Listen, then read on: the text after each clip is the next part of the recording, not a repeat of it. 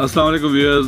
Pakistan peoples party की साबका वफाकी वजीर शाजिया मलिक के घर पे नेब ने छापा मारकर अरबों रुपए की करप्शन जो है पकड़ी है। अरबों रुपए कैश और डॉलर्स की सूरत में जो है वो हथियार लिए हैं।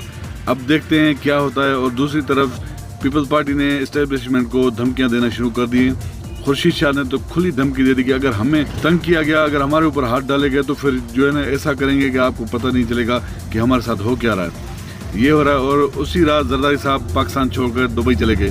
अब वहाँ पे एक मीटिंग होगी जहाँ से सारे तकरीबकार जो पाकिस्तान के वो सारे आके वहाँ इकट्ठे होंगे। उसके बाद एक मीटिंग होगी जिसमें तय किया जाएगा कि अब एस्टेब्लिशमेंट के साथ और पाकिस्तान तहरीक इंसाफ के साथ कैसे डील होगा। दूसरी तरफ बिलावल चिल्ला रहे थे अपने बाप को, नवाज शरीफ को, कि ऐसी सियासत मत करें जिसमें हमें भी घसीटा जाए। वो जो 90s वाली सियासत थी वो मत करें।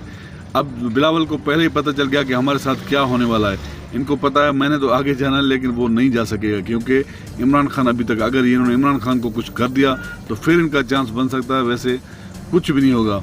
और ये देखें एस्टेब्लिशमेंट को खुली धमकियाँ दे रहे हैं नून लीग और पाकिस्तान पीपल्स पार्टी खुसूसन।